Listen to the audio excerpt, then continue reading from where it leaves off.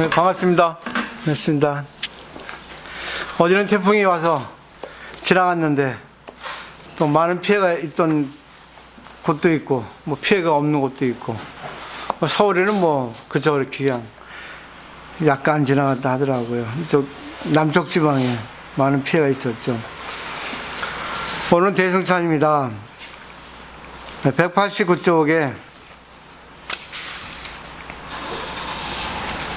92번 개송인데 그 전에 이제 91번 개송을 보면 위를 향해 저 스승의 입을 바라보는 것이 마치 엄에 이른 아이와 같구나라고 말씀하셨어요. 91번 개송에 위를 향해 저 스승의 입을 바라보는 것이 마치 엄에 이른 아이와 같구나. 그러니까 우리가 공부를 하는데 물론 부처님 가르침을 배우는 것은 기본입니다. 근데 부처님 가르침을 통해서 자기 마음속에 있는 그 부처의 마음을 꺼내야 되거든요. 근데 그러지 않고 항상 밖에서만 법을 구한다는 거죠. 밖에서만 법을 구하는 것은 그리고 상대에게 끌려가는 거, 상대를 바꾸려 하는 거, 그리고 어떤 법을 형식적으로 단락적으로 이렇게 보는 거죠. 그걸 경계하고 90원 개송은 도교인과 속인들이 다투어 모여들어 종일토록 남의 죽은 말만 듣고 있구나. 그러니까 지공스님이 살던 시대에는 불교가 이제 막 들어오던 시기거든요. 그래서 불교를 잘 모르는 거죠. 알 수가 없죠. 왜? 불교는 인도에서 온 외래 종교 가르침이거든요. 근데 그때 중국에는 도교, 유교가 형성했단 말입니다. 도교는 뭐 아시다시피 노자상자의 가르침, 말하면 신선도라고 할 수 있을 정도로 세속을 좀 멀리하는 그런 가르침인데 그런 가르침을 듣고 거기에 대해서만 이제 현란하게 논리적으로만 죽은 말만 이렇게 한다는 거죠. 그걸 현실적으로 살려야 되는데 이 도교의 가르침을 현실적으로 살리지 못하고 그냥 듣는 것만 결국 이제 실론적으로 거기에 이제 빠져든다는 얘기죠. 93번 개송을 보면 자기의 몸이 무상한 줄 보지 못하고 마음에 탐욕을 부리는 것이 이리와 호랑이 같네라고 하셨어요. 결국은 이 말씀을 하시려고 그 당시 현실의 그런 상태를 말씀하셨다고 생각합니다. 결국 무상이라는 것은 최고의 진리입니다. 무상이라는 것은 공이에요. 공에서 무상이 나왔습니다. 부처님이 깨달은 것은 연기법을 깨달았죠. 연기법을 제대로 아는 게 반야바라밀이잖아요. 그 연기법은 결국은 모든 것은 무상하다, 변화한다, 흘러간다. 그렇기 때문에 우리는 항상 생로병사에서 벗어나지 못한다. 그리고 생주이멸, 마음의 변화를 생주이멸로 표현했는데 이것도 벗어날 수가 없다. 또 세계적으로 성주회공, 이것도 변화한다는 거죠. 변화한다는 것을 성주회공, 생로병사, 생주이멸이라 하는 말로 표현하셨는데 그 무상한 걸 보지 못하고 결국 탐욕이라는 것은 지나친 거죠. 무상을 인식 못하니까, 변화한다는 걸 인식 못하니까 늘 자기 중심대로 이렇게 하고 싶다, 저렇게 하고 싶다, 거기에 걸려있는 겁니다. 근데 무상하기 때문에 내 마음대로 되는 게 있고 무상하기 때문에 내 마음대로 안 되는 게 있어요. 근데 보세요. 마음에 탐욕을 부리는 것이 이 호랑이 같이 늘 거기에 얽매인다는 거죠. 먹을 것만 찾아다니는 거죠. 하이에나처럼. 여기 일이 호랑이라고 말씀하셨네요. 근데 사실 우리가 변화에 가는 데 따라 우리가 변화를 즐기면 되거든요. 변화에 맞게 하면 되는데 우리는 늙는데 늙지 않고 싶고 또 내 마음대로 하고 싶은데 내 마음대로 안 되는 게 무상이기 때문에 그렇습니다. 또 내 마음대로 되는 것도 무상이기 때문에 그렇습니다. 근데 그 무상을 자기가 흘러가는 자연 그대로 이렇게 맡겨 써야 되는데 자연을 거스르는 거죠. 어제 태풍이 왔는데 무상하기 때문에 인연이기 때문에 태풍이 오는 거거든요. 태풍이 오는 걸 싫다 하면 안 되는 거죠.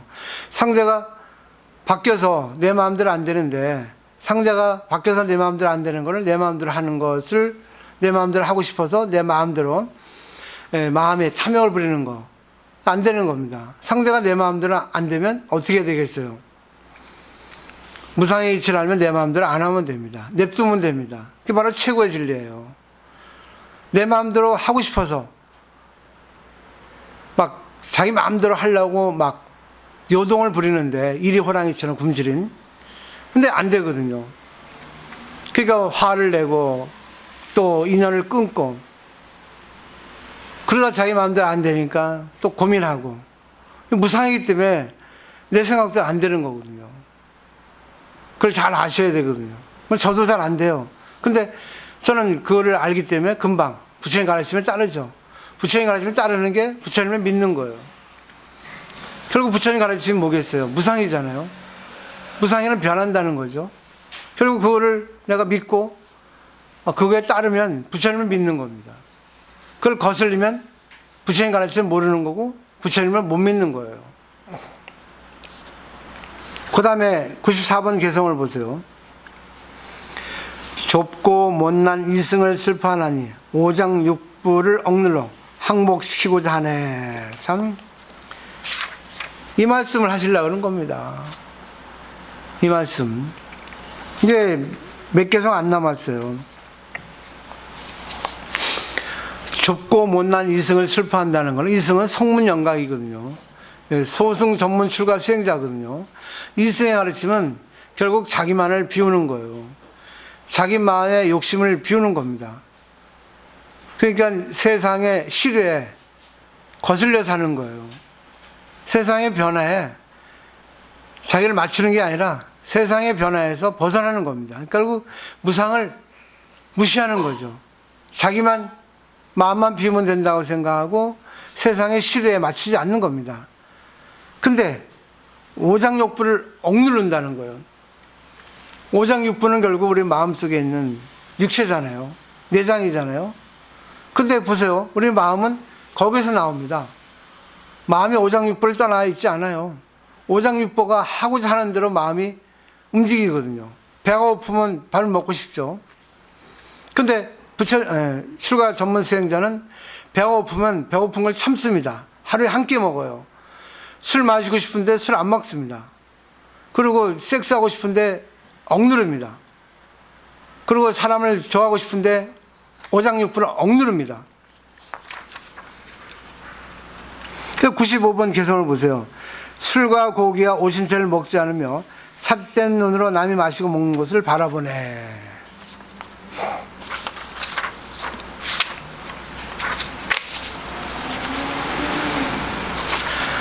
지공스님은 대승의 입장입니다. 근데 그 당시 소승과 대승이 같이 들어와서 소승의 가르침, 아함기의 가르침을 많이 신봉하는 스님들이 많았어요. 그게 최고다 하고 여기 집착하고 있습니다. 그리고 자기를 신격화시키는 거예요. 도교가 그렇거든요. 도교하고 소승불교하고 좀 비슷하거든요. 근데 대승적으로 해석하면 대승이 되는데 소승적으로 해석하면 결국 현실 부정입니다. 자기를 신격화시키는 거, 신선이 되는 겁니다. 도교는. 근데 성문영가의 가르침도 신선이 되는 거예요. 자기를 고급화시키는 겁니다. 자기를 세속의 인간하고 또 따롭게 만드는 거예요.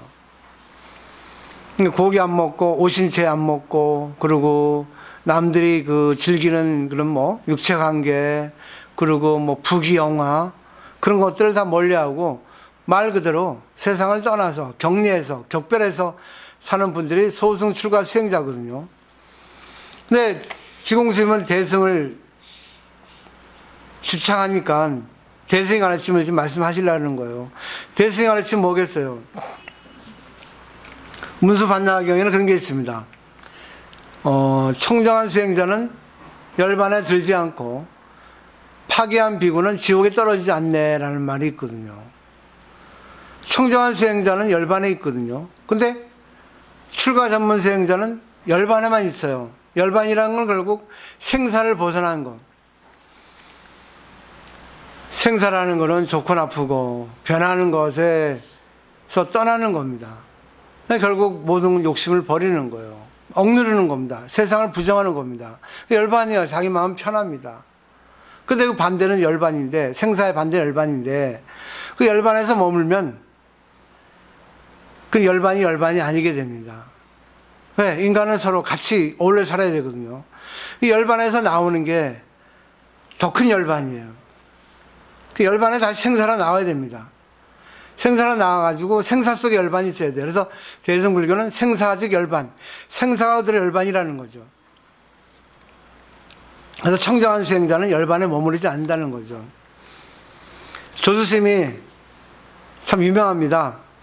어느 유명한 관료가 와가지고 깨달은 분도 지옥에 떨어집니까? 했습니다. 물론 지옥에 떨어지지. 지옥에 떨어지지 않으면 내가 그대와 지금 여기서 얘기하고 있겠냐 했어요. 깨달은 사람은 지옥을 즐긴다고 했습니다. 조수심도. 지옥이 뭐겠어요?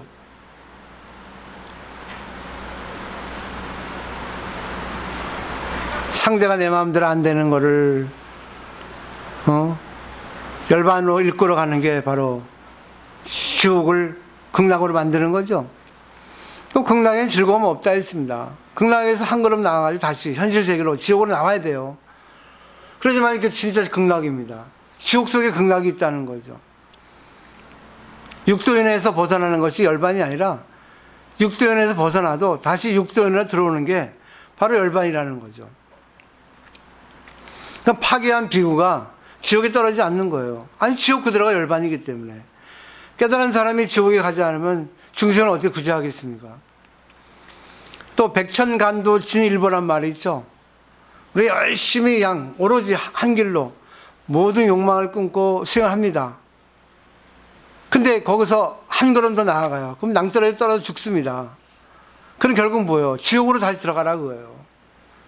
다시 뭐예요? 현실 세계에 나아가서 현실 세계에 있는 중생을 구제하라 그 말입니다. 근데 이거를 모르니까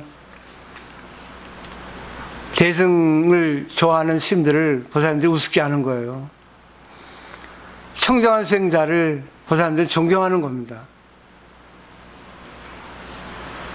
인간은 누구나 다 고기를 좋아하고 자기가 좋아하는 거에 따라서 살아가게 되어 있습니다.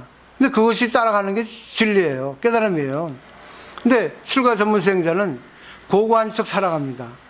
고기도 안 먹으려 하고 술도 안 먹으려 하고 그리고 자기는 귀찮은 건 안 해요. 그렇기 때문에 중생을 구제하려고 하지 않죠. 그냥 좋은 말만 하죠. 형이상학적인 얘기만 하죠. 중생이 고통 속에서 허우적대는 걸 구제하기에는 어떻게 구제해야 되겠습니까? 같이 허우적대야 됩니다. 벽암역이라는 지문스님이 연꽃은 진흙탕 위에서 피어나는 걸 연꽃이라고 일반 세계에서 얘기하는데 그게 아니라 연꽃은 물에 잠겨 있을 때 그게 바로 꽃이고 연꽃이 박혀 나와가지고 꽃을 필 때는 잎이다 그랬습니다. 거꾸로 얘기했죠. 선문당 같아요. 우리가 인생의 목적을 달성해 줄 때 야 꽃이 피었다 합니다. 근데 인생의 목적을 달성해 가기 위한 그 과정 자체 그게 바로 꽃이라는 얘기예요. 결국 우리가 살아가는데 많은 고통 속에서 많은 희열 속에서 많은 문제 많은 고민 속에서 허우적대면서 허우적대는 것을 즐길 때 초월할 때 그게 바로 연꽃이고 거기서 벗어나 가지고 내가 목적을 달성해 가지고 아무런 걱정이 없고 아무런 문제가 없고 극락이라고 생각할 때가 바로 잎이라는 얘기입니다. 결국 우리가 문제를 가지지 않고는 중생은 살아갈 수가 없습니다. 스님들도 출가 전문 수행자는 문제를 가지지 않으려 그래요. 문제가 있으면 피합니다. 문제의식을 갖지 않아요. 왜? 욕심이 없으니까. 그 인간이 아니라는 거죠. 네가 어째 인간이냐? 그게 수행이냐? 그건 너 혼자만의 열반일 뿐이지.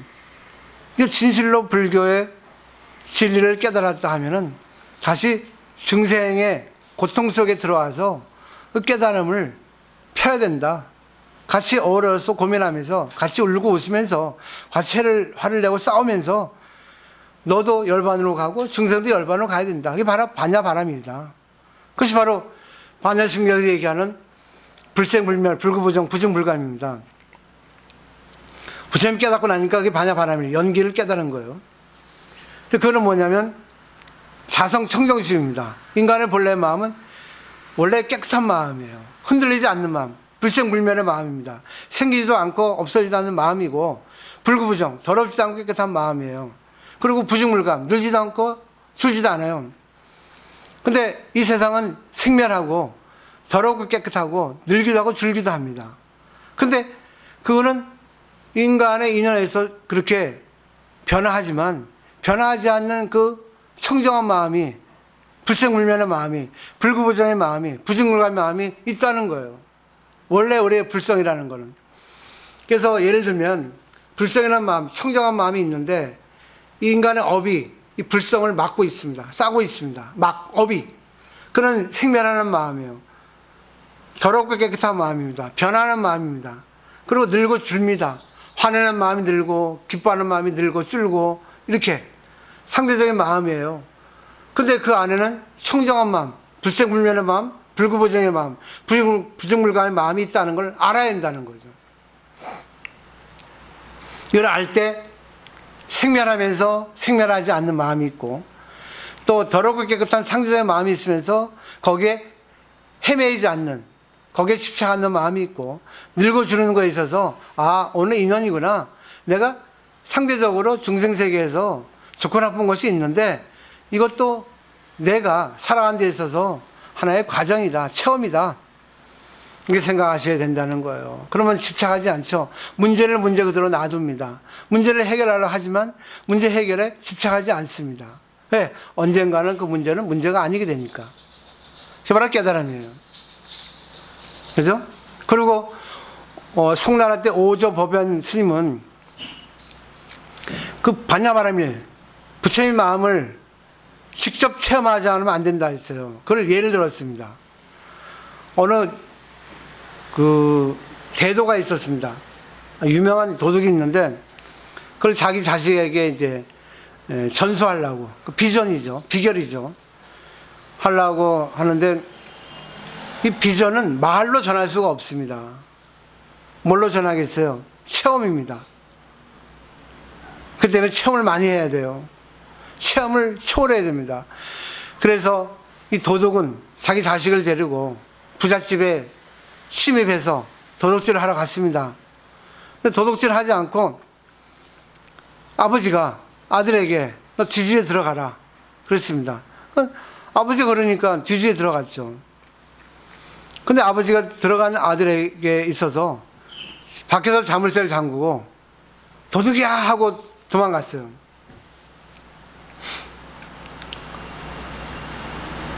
집안 난리가 났죠. 도둑이야 하니까. 그래서 집안이 발칵 뒤집혔습니다. 막 이리저리 막 뒤집고 찾고 난리죠. 이 도둑은 무서워서 어떻게 하나, 열고 나가야 되는데 나갈 수는 없고 여기 있으면 굶어 죽겠는데 이거 어떻게 하나 했는데 그때 하녀가 새벽에 밥을 하려고 뒤주에 온 거예요. 뒤주를 열라고 하는 찰나 이 도적의 아들이 지혜를 낸 겁니다. 꾀를 낸 거예요. 지가 그 뒤주를 갉아먹는 바삭바삭한 소리를 낸 겁니다. 그러니까 이 하녀가 쥐라고 생각하니까 빨리 문을 열었겠죠. 빨리 문을 여는데 옛날에니까 초를 들었을 거 아니에요. 이 초가 있으니까 이 도둑이 여는 순간 촛불을 푹 끄고 도망간 거예요. 하녀가 놀라가지고 도둑이야 한 겁니다. 근데 도둑이 도망가면서 또 순간 꾀가 난 거예요. 우물에 돌을 던져서 풍덩 소리를 낸 겁니다. 그러면서 자기는 다른 데 숨어 있었어요. 그러니까 집안 사람들이 도둑이 우물에 들어갔구나, 빠졌구나, 숨었구나 하고 우물을 찾는 동안 이 도적의 아들은 도망 나갔습니다. 집에 왔어요. 아버지에게 따졌죠. 아버지 그럴 수가 있냐고.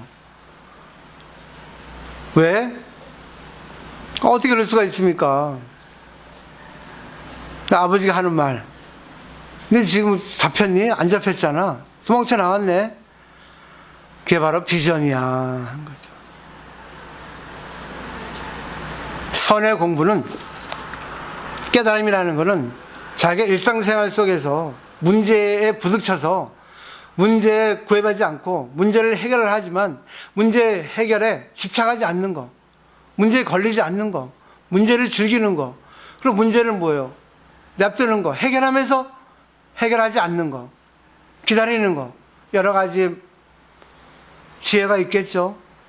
결국은 문제 속에서 우리가 깨달음을 얻어야지, 문제를 도망가서는 그런 소승 전문 출가 수행자밖에 안 된다는 거예요. 문제를 즐겨야 됩니다. 문제의식을 가져야 돼요. 문제를 풀려고 노력하면서도 문제를 푸는 거에 집착하지 않는 게 바로 오늘의 공부라고 생각하면 되겠죠. 그러니까 인생에서 사람들이 하는 거는 자기가 할 수 있는 거는 다 하시면서 즐기면서 살아가라는 얘기입니다. 그게 바로 대승불교의 포인트 가르침이에요. 오늘 여기까지입니다.